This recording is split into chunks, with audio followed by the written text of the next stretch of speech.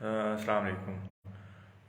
Doctor Arshad नून है। सो अभी recently मैंने एक पोस्ट की थी फेसबुक पे, जिसमें ये था कि बताया गया था कि बच्चे को माँ का दूध पिलाना चाहिए, माँ का दूध ना हो तो फिर 1 साल से जो कम बच्चा होता है उसको जो है वो फार्मूला फीड देना चाहिए।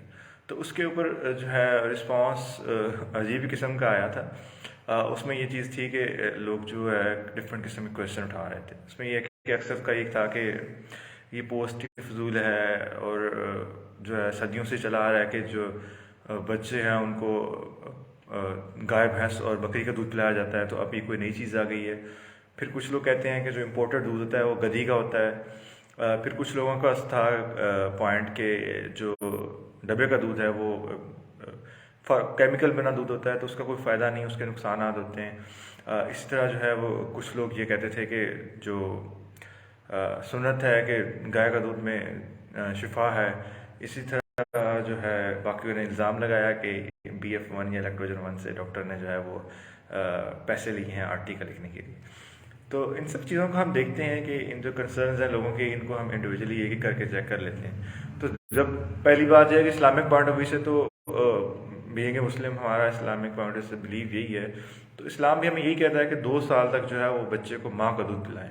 तो हम भी आपको यही कहते हैं कि बच्चों को 2 साल तक माँ का दूध पिलाएं। तो इसमें कोई दो राय नहीं है। लेकिन साल से नीचे बच्चे के अंदर चूँकि वो आंत की साख्त, बच्चे की जो है आंत की बनावट, और फिर बच्चे के गाय के दूध के अंदर जो फौलाद की मिकदार होती है उस तरह प्रॉपर नहीं होती, तो उससे बच्चे को फौलाद की कमी होती है, बच्चे खून की कमी का शिकार होते हैं। और पाकिस्तान की जो है 40 to 50% जो पॉपुलेशन है वो आयरन डिफिशिएंसी एनीमिया यानी कि फौलाद की कमी की वजह से एनीमिक है। तो अगर आप देना चाहते हैं तो दें, लेकिन ये चीज़ें फिर होंगी बच्चे के अंदर। दूसरा पॉइंट ये था कि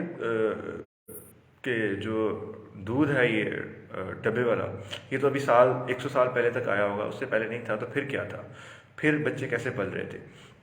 तो अगर आप किसी बुजुर्ग से पूछेंगे तो उस टाइम ये कंसेप्ट था कि दूध पिलाने वाली माओं का बड़ा कंसेप्ट था कि जो माएँ हैं वो अपने बच्चों को दूध पिलाने के अलावा दूसरे बच्चों को, जिनकी माएँ दूध नहीं पिला पाती थी, उनको दूध पिलाती थी। तो ये एक इंपॉर्टेंट कंसेप्ट था उस तरह। दूसरा ये कि अगर आप देखें इन्फेंट मोर्टेलिटी या neonatal mortality rate, infant mortality मतलब जो 1 साल से कम उम्र बच्चे हैं उनके अंदर शरह अमवात, या न्यूनेटल मोर्टेलिटी जो बच्चे 1 महीने से कम है उनके अंदर शरह अमवात, तो आज से 100 साल पहले देखें तो वो 100 से गुना ज़्यादा होंगी और अब कम हो गई हैं। तो रीज़न भी यही है कि उनके अंदर जो है प्रॉपर वैक्सीनेशन, मदर फीड और ये फार्मूला फीड चीज़ें जो आगे इंप्रूव हुई हैं, तो मोर्टेलिटी रेट कम हुआ है। अगर आप कंपेयर करें अभी भी अपने पाकिस्तान का या किसी डेवलपमेंट कंट्री का मोर्टेलिटी रेट इन्फेंट का या न्यू नेट का, जो बच्चे साल से कम या 1 महीने से कम है एज़ कम्पेयर टू यूरोप के, तो वो बहुत ज़्यादा है। तो रीज़न वो यही है कि हम बच्चों को गाय बकरी भैंस के दूधों पे लगा देते हैं, बच्चों की जो बाकी चीज़ें हैं वैक्सीनेशन या फीड या सारी चीज़ें उन पर ध्यान नहीं देते। तो हमारे यहाँ लाइफ की इतनी इंपॉर्टेंस नहीं है, वहाँ बहुत इंपॉर्टेंस है, वहाँ एक एक लाइफ इंपॉर्टेंट करती है। हम ये कहते हैं कि अगर हमारे 10 बच्चे हैं और उसमें से 9 बच्चों को गाय के ने कुछ नहीं कहा, तो ये ठीक है, ये नॉर्मल है। एक बच्चा मर भी गया तो कुछ नहीं है, लेकिन वहाँ पे ये नहीं होता, वहाँ पे एक एक लाइफ मैटर करती है, तो इसलिए वो इस चीज़ को इंपॉर्टेंस देते हैं।